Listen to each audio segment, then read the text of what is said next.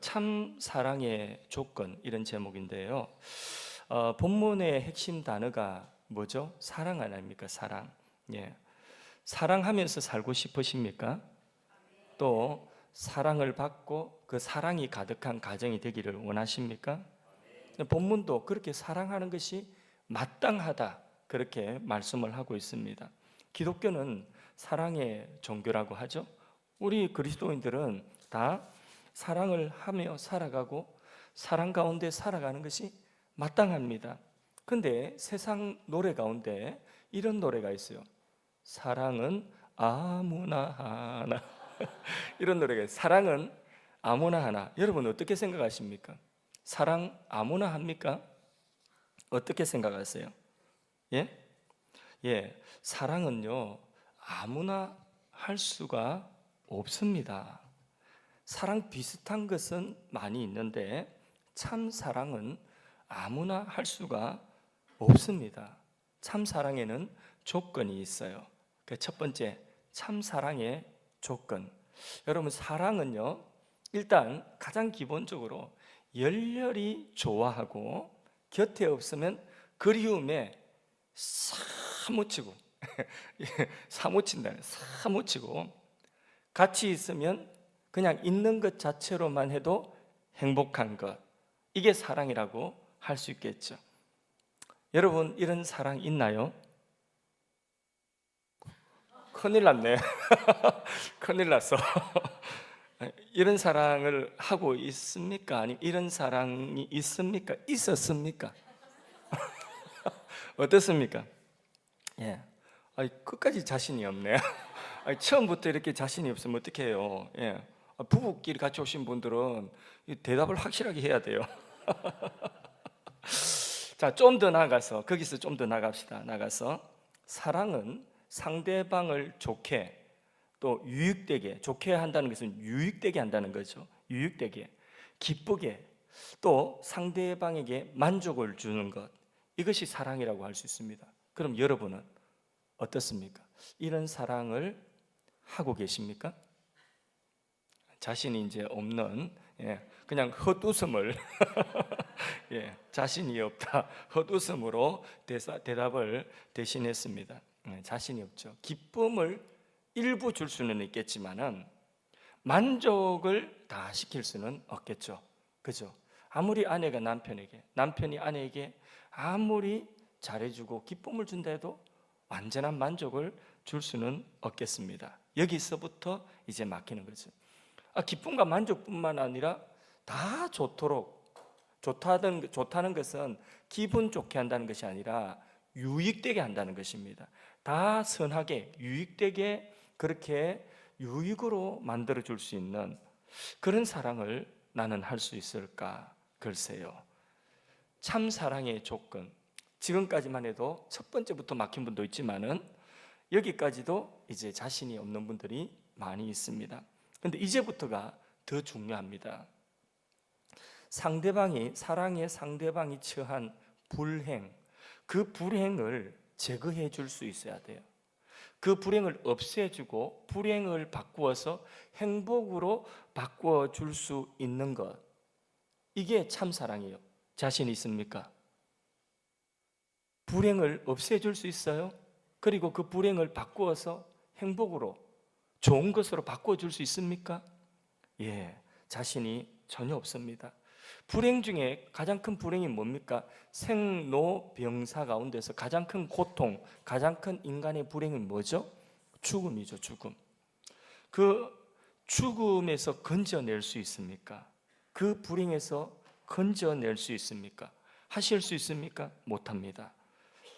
또 살려내어서, 건져내어서 그 한순간도 떠나지 않고 한순간도 떠나지 않고 같이 하면서 보호하고 잘되게 하고 유익되게 하고 불행의 모든 것들을 바꾸어서 행복의 자료로, 행복으로 바꾸어 줄 수 있고 이것을 누리게 할 수 있는 것, 이것이 참 사랑의 조건입니다. 이것이 온전한 사랑입니다.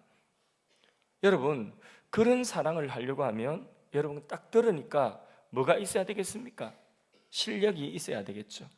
실력이 좀 있어야지 참 사랑, 완전한 사랑을 할 수 있습니다.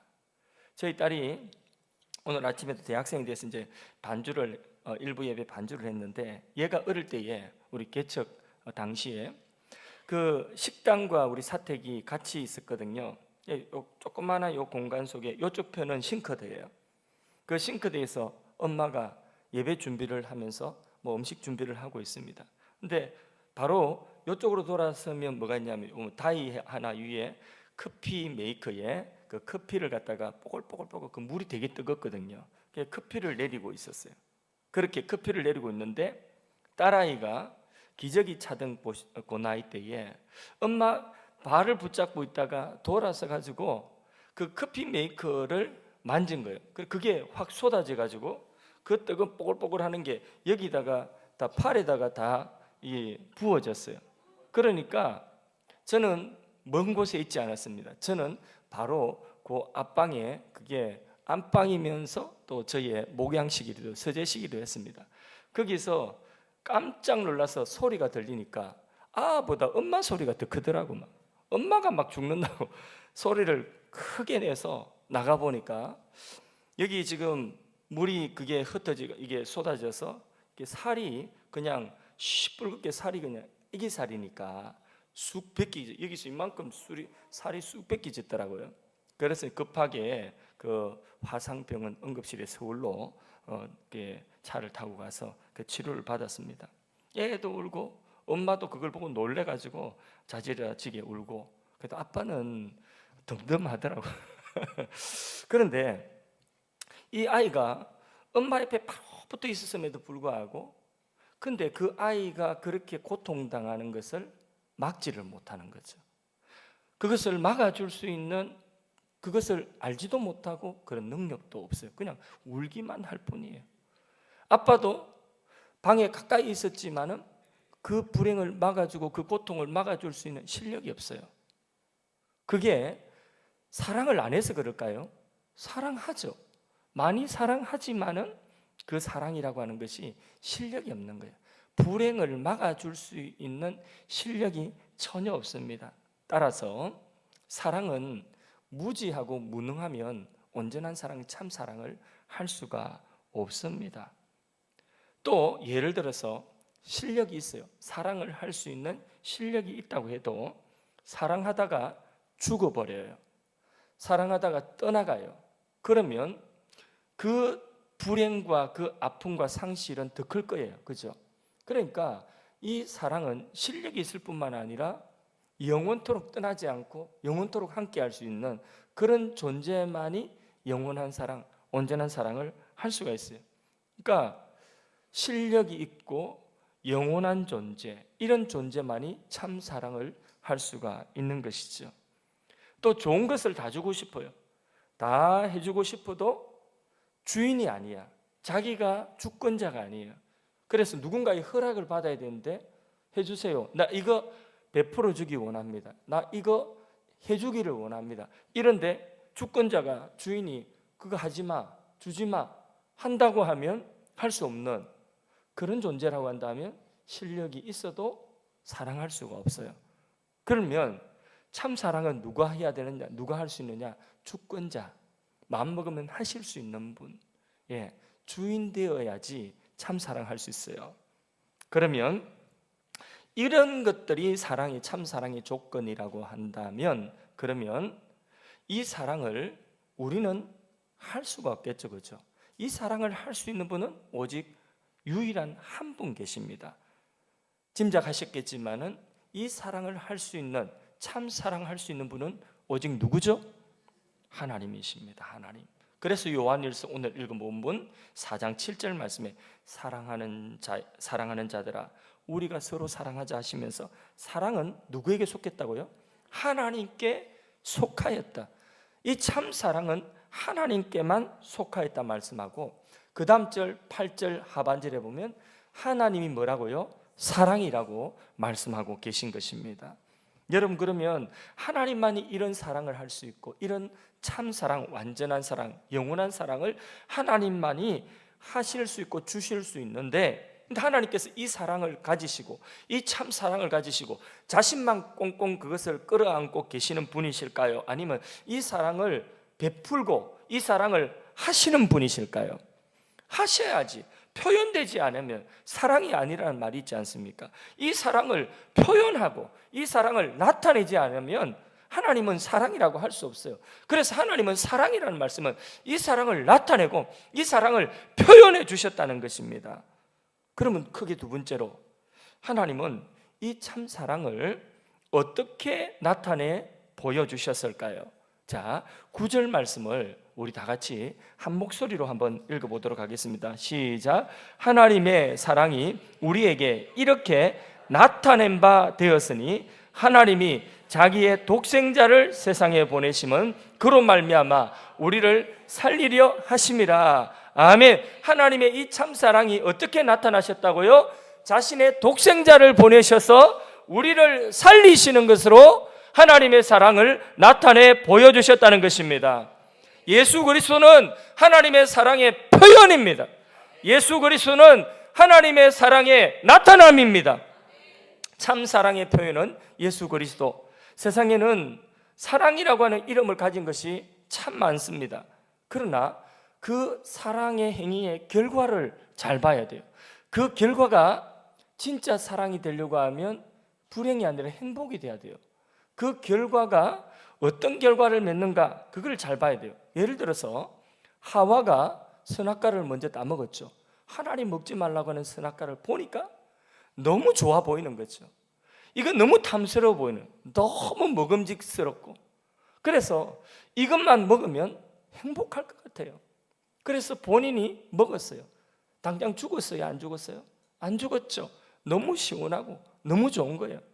그래서 이 선악과를 누구에게도 주었죠? 남편 아담에게도 주었죠. 그때에 그 마음속에, 하와의 마음속에, 자, 이거 독약이야, 먹고 죽어, 이렇게 주었을까요? 이거 독약이니까 이거 먹고 죽어버려, 속된 말로 뒤져, 이러면서 주었을까요? 아니면 이거 너무 시원하고 너무 좋아, 당신도 먹어봐 하고 사랑으로 주었을까요? 그렇죠. 후자겠죠. 그죠? 후자인데 결과는 어떤 결과를 맺었습니까? 그 결과는 여러분 아시다시피 하나님 말씀대로 사망이죠. 그죠? 결과는 사망이에요. 그로 인하여 불행이 찾아왔어요. 환경까지도 가시와 엉겅기가 생겼어요. 사랑한다는 사랑의 결과가, 그 행위의 결과가 무엇으로 맺어지느냐? 행복이 아니에요. 사망으로, 멸망으로.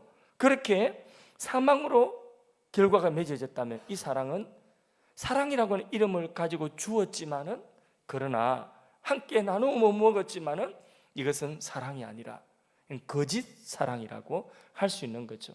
세상에는요, 이런 사랑이 난무합니다. 이런 사랑이 얼마나 많은 줄 모릅니다.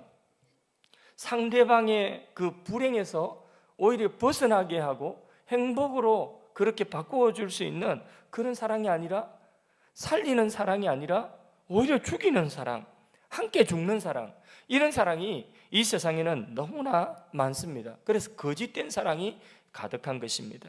이런 거짓 사랑이 난무한 세상 속에서 하나님은 진짜 사랑, 참 사랑이 무엇인지 어떻게 나타내 보여주셨다고요?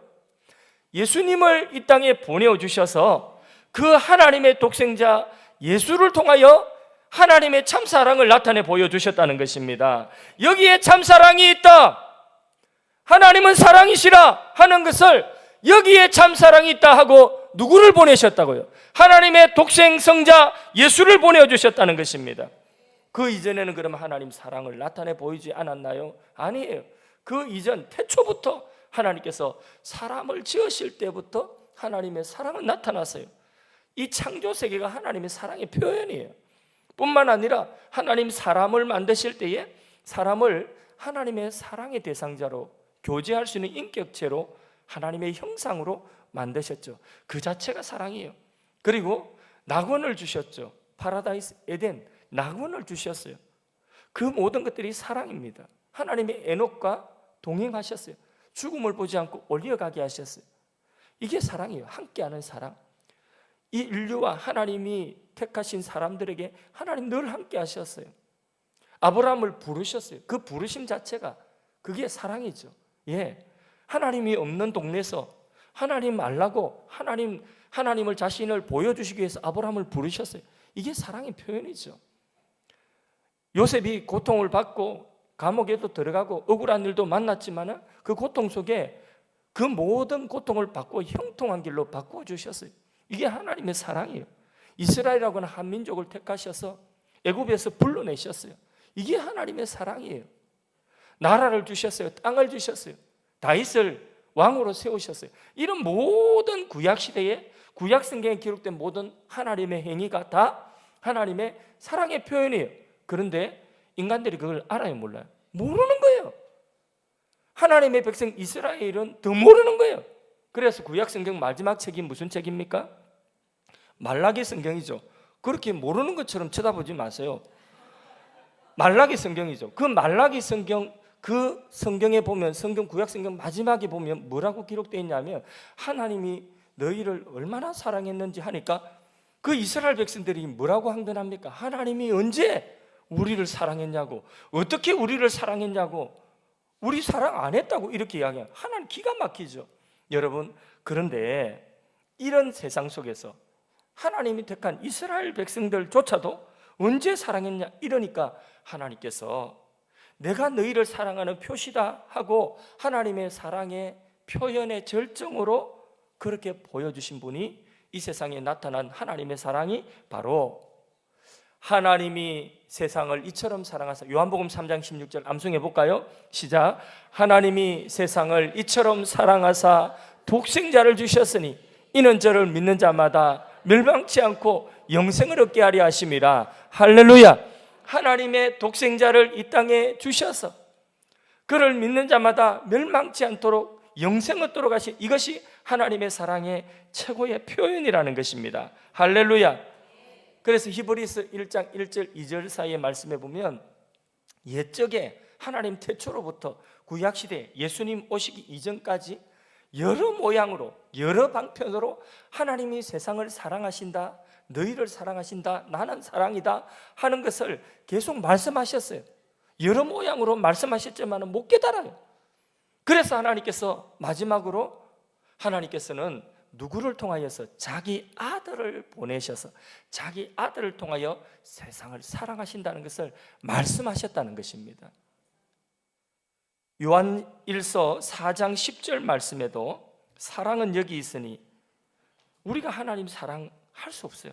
근데 하나님이 우리를 사랑하신 것을 표현하셨어요. 어떻게? 우리 죄를 속하기 위하여 그 다음에 화목 제물로 누구를 보내셨다고요? 그 아들을 보내셨다. 이게 사랑이 여기 있다. 이 사랑 봐라. 하나님은 사랑이시라. 내가 너희를 사랑한다는 것을 이 아들을 통하여서 보아라는 것입니다. 할렐루야. 이외에 온갖 종류의 사랑이라 할지라도 그것은 거짓 사랑입니다. 참 사랑은 아닙니다. 불완전한 사랑입니다. 온전한 사랑이 아닙니다. 온전한 사랑, 참 사랑은 이 사랑밖에 없습니다. 하나님의 독생자 예수님을 주신 이 사랑이 참 사랑이요, 유일한 사랑이요, 온전한 사랑인 줄로 믿습니다. 이렇게 우리는 참 사랑의 정의를 딱 내려놔야 돼요. 하나님이 자기 아들을 주신 이것이, 그래서 우리를 구원하신 이것이 바로 무엇이냐? 참 사랑이다. 이것만이 참 사랑이다. 이 참 사랑의 정의를 딱 내리기를 주의 이름으로 축원합니다. 여러분, 그런데요, 이런 생각도 한번 해보지 않았습니까? 여러분, 사랑을 하려고 하면 사랑의 대상이 뭐 조금이라도 예쁘거나 멋지거나 사랑스러워야 되지 않겠습니까? 그래야 사랑을 할 것 아니겠습니까? 그래서 처녀 총각 선보일 때에 그때 보고 나서 좀 어떻더노? 이렇게 물어보면 글쎄요, 이러면 이제 반마음이라도 있나? 아주 뭐 처음부터 자기 자존심에 또는 뭐 썩 좋지, 뭐 완전히 100% 좋아 보이는 사람은 잘 없지 않습니까? 그렇죠? 그래서 긴가민가 이러고 반마음 정도 있으면, 그러면 반마음이라도 있으면 붙이려고 하지 않습니까? 그렇죠? 예, 그렇게 붙이려고 하죠. 그 반마음이라도 뭐 있어야지 이게 사랑의 대상이 되죠. 그죠? 사랑할 만한 뭔가가 있어야죠. 그런데 보면 이게 부부끼리는 잘 살아요. 특히 이제 막 결혼한 신혼부부끼리는요, 하나도 멋진 것도 없고 하나도 예쁜 것이 없는데 저거 둘이는 되게 멋지고 되게 예뻐요. 그걸 소위 말해서 뭐라고 그러죠? 콩깍지가 씌었다 그러죠. 콩깍지라도 씌어야지, 뭐 사랑할 만한 뭔가가 서로에게 있어야지 사랑을 할 거 아니겠습니까? 사랑의 대상이 되려고 하면. 그런데 여러분, 하나님이 우리를 이토록 사랑하셨다고 한다면 우리에게 뭔가 사랑할 만한 그런 구석이 우리에게 있었을까? 한번 생각해 보셨습니까? 나는 어떤 사람이었기에 하나님이 나를 이렇게 사랑하시고 독생자까지 보내주시고 독생자가 나를 위하여 생명을 희생하셨을까? 내가 그렇게 사랑스러운 존재인가? 한번 옆에 분 한번 볼까요? 예, 생략하겠습니다. 예, 내가 과연 그런 사랑스러운 존재인가? 로마서 5장 8절에 우리 자신을 보여주고 있습니다. 로마서 5장 8절에 우리가 아직 죄인 되었을 때 하나님 우리를 사랑하셨고 그 사랑을 표현하여서 독생자 주셨다는 거죠. 우리가 어떤 사람 되었을 때? 죄인 되었을 때, 죄로 인하여 지옥 멸망, 이 사망에서 벗어날 수 없는 그런 존재일 때에 하나님 우리를 사랑. 이 죄는 누구에게 짓는 죄예요? 예? 우리가 지은 이 죄는 어떤 죄든지 누구에게 짓는 죄예요? 한번 생각해 보세요. 자, 친구한테 거짓말했어요. 그럼 친구한테 짓는 죄죠, 그죠? 상대방 친구죠. 근데 모든 죄는 그 누구에게 짓는 것이 죄죠? 하나님께 짓는 것이 죄거든요. 하나님께. 그러니까 죄라고 하는 것은 하나님의 법을 어기는 것이기 때문에 하나님께 짓는 것이 죄입니다. 그렇게 우리가 죄인 되었을 때에 또 여러분 정말 마음이 상하고 속이 상하고 그리고 상처가 되어서 다시는 보고 싶지 않는 그런 사람이 어떤 사람일까요? 가장 믿었던 사람, 가장 좋아했던 사람, 가장 신뢰했던 사람, 그 사람이 배신했을 때에 그 사람이 뒷담화를 깐다, 뒤통수를 친다 이런 말 하죠. 그렇게 배신했을 때에 율리우스 시즈가 자기 양아들을 뽑아가지고 그 양아들 브루투스죠. 그렇게 뭐 아들 삼아가지고 정말 신뢰했는데 다 배신해도 얘만큼은 배신하지 않을 줄 알았는데 누구 손에 죽었죠? 브루투스에 죽었죠. 죽으면서 뭐라고 했습니까? 시즈가 브루투스 너무하셔도 이랬지 않습니까? 이게 이제 가장 큰 배신이라고 하는 아픔이죠. 배신. 그럼 이제 원수가 되는 거죠. 로마서 5장 10절에 우리가 어떤 존재였을 때에 하나님 우리를 사랑하시는가 한번 보세요. 곧 우리가 원수 되었을 때에 하나님의 사랑과 하나님의 법을 어기고 배신하고 하나님의 호의를 인류가 배신한 변절한 그런 상태, 원수가 되었을 때에 그때에 하나님의 독생자를 주심으로 우리에게 대한 하나님의 사랑을 나타내 보여주셨다는, 이게 참 사랑이라고 하는 것입니다. 여러분, 얼마 전에 인터넷 뉴스에 이렇게 우연히 흥미로운 사건 하나가 있어서 읽어봤습니다. 남편이 20억 로또에 당첨된 거예요. 20억. 그런데 아내가 여보 너무 기뻐요. 명품백 하나 사주세요. 명품백을 하나 사달라고 그랬죠. 근데 남편이 20억을 받았으면 로또 당첨됐으면 내 같으면 사주겠죠. 그죠? 그런데 안 사줬어요. 뭐 하나 해준 거 전부 다 주식에 투자한 거지. 너무 아내가 배신감을 느끼고 속상해가지고 이혼 소송을 냈어요. 그러면서 그 20억의 절반을 달라고 요구한 거죠. 그래서 소송에서 어떻게 되었을까요? 아내가 이겼다. 그거는 이제 아내의 마음이고 소송의 결과가 판결 결과가 그 아내가 그 로또를 사는 데에 뭐 번호를 선택하는 데에 기여를 했다든지 아니면 아내의 돈을 뭐 같이 썼다든지 뭐 이런 것이 아니라 아내가 로또를 사는 데에 남편이 로또 사는 데 기여한 바가 없다. 그래서 그 20억에 대해서는 나눠줄 필요가 없다. 아내 패소, 원고 패소 이런 결과가 났습니다. 여러분 참 이게 뭐 벌써부터 실망하고 속상한 것 같아요. 여러분 같으면 어떻겠습니까? 예, 우준 집사님 20억을 받았습니다. 어떻게 하시겠습니까? 다 줘야지, 그죠? 예, 다 줘야 됩니다. 다 주기로 했습니다. 예. 그렇다고 뭐 로또 살 필요는 없어요. 다 1부 때 제가 물어보니까 어떤 집사님은 헌금 다 드려야지 이러더라고요. 그래서 아내한테 가서 자신 있냐? 다 줘야죠, 그죠? 다 주는 것이 그게 맞죠, 그죠? 예. 근데 돈이 이혼하는 사유가 되고 결혼 안 하는 사유가 됩니다. 그러니까 돈이라고 하는 것이 이렇게 가치가 있고 힘이 있다는 거죠. 근데 그 돈보다도 더 귀한 것이 무엇일까요? 돈보다 귀한 것이 돈으로 살 수 없는 것이 자녀이죠. 믿음의 조상 아브라함은요, 그 100세에 하나님이 주신 정말 자기 생명보다 더 귀한 이게 아들인지 손자인지 이런 아들을 얻었어요. 그 이삭을. 돈하고 바꿀 수 있습니까? 바꿀 수 없어요. 그렇게 귀한 아들이에요. 그런데 하나님께서 창세기 22장에 보면 그 아들을 바치라는 거죠. 번제물로. 한번 읽어볼까요? 자, 창세기 22장 2절 말씀을 같이 합독하십니다. 여호와께서 이르시되 내 아들 내 사랑하는, 그 다음에 내 사랑하는 수식어가 붙었어요. 그 다음에 독자, 아들 하나뿐인 독자, 이 이삭을 번제로 바치라는 거죠. 여러분, 왜 하나님이 이런 요구를 하셨을까요? 왜 이런 말도 안 되는 요구를 하셨을까요? 믿음의 사람 아브라함에게 참 사랑이 뭔지를 알도록, 경험하도록, 뼈저리 경험하도록 하나님께서 아브라함에게 기회를 주신 것이에요.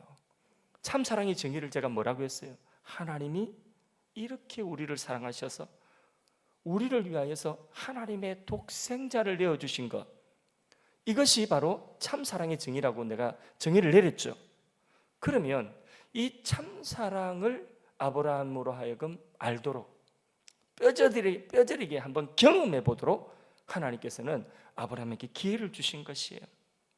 그래서 이 아브라함은요, 자기 독생자, 자기 독자를 바로 하나님께 제물로 그렇게 드리는 경험을 하게 된 거죠. 독생자를 주신 사랑인데 뭘 아끼겠습니까? 돈이 아깝겠습니까? 아니죠. 돈은 아까울 것 없습니다. 이 아들에 비하면. 그래서 로마서 8장 32절에 하나님의 마음을 이렇게 표현했습니다. 우리가 돈 때문에 염려하고, 우리가 뭐 때문에 염려하고, 우리가 뭐 때문에 걱정하고 얼굴이 수심이 가득하니, 로마서 8장 32절 같이 읽어보겠습니다. 자기 아들을 아끼지 아니하시고 우리 모든 사람을 위하여 내어주시니가 어찌 그 아들과 함께 모든 것을 우리에게 주시지 아니하시겠느냐. 안 주신다는 이야기예요. 아까울 거 없다는 것입니다. 아들 주는데 뭘 아끼겠냐는 말이죠. 그 아들과 함께 다 주고 싶다. 이게 하나님은 사랑이시라, 하나님의 사랑이라는 것입니다. 이보다 더 확실한 사랑은 없습니다. 아멘이십니까? 크게 세 번째, 그러면 이 참사랑이 우리의 것이 되도록 하나님은 보정, 확정하셨다는 것입니다. 다시 로마서 5장 8절 말씀을 읽어보겠습니다. 같이 읽습니다. 우리가 아직 죄인 되었을 때에 그리스도께서 우리를 위하여 죽으심으로 하나님께서 우리에 대한 자기 사랑을 확정하셨느니라. 아멘. 예수님의 십자가의 죽으심이 하나님이 우리를 사랑하신 사랑의 확증이라는 거죠. 우리는 목이 말라요, 물 주세요. 물을 받았을 때에 하나님 물 주셔서 나를 사랑하시군요. 그렇게 알고 물을 빨리 안 주면, 내가 원하는 때에 안 주면 하나님 나를 버리셨나요? 날 사랑하지 않고 이웃집 김집사님 사랑하고 막 이런 이야기 하잖아요. 그게 아니라는 거죠. 물을 빨리 안 주셔도 우리는 뭘 보면서 하나님 사랑을 다시 확증해야 돼요?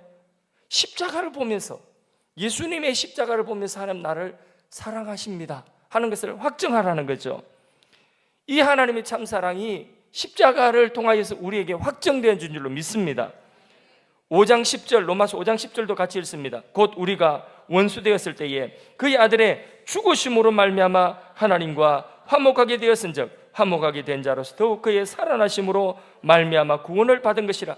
그분의 죽으심과 그 독생자의 살아나심으로 인하여서 우리가 구원받았다. 하나님과 원수되었던 것들이 이제는 화목하게 되어져서 하나님의 진노가 사라졌다. 죄가 사라지고 하나님의 진노, 불행이 사라지니까 찾아온 것은 우리에게 영원한 생명이 찾아오는 거죠. 하나님이 우리와 함께 이 화목되어져서 동거동행하면서 우리에게 모든 것들을 유익된 걸로 바꾸어 주시고 있다는 거죠. 시험에 떨어진 것도 유익되게 바꾸어 주시고요, 어디 자빠져서 머리통 깨진 것도 유익되게 바꾸어 주고요, 다 바꾸어 준다는 거예요. 어떻게? 그 아들 예수의 죽으시고 부활하신 그 사랑으로서 내가 다 바꾸어 주겠다는 거죠. 이게 하나님 사랑의 확증이라는 것입니다.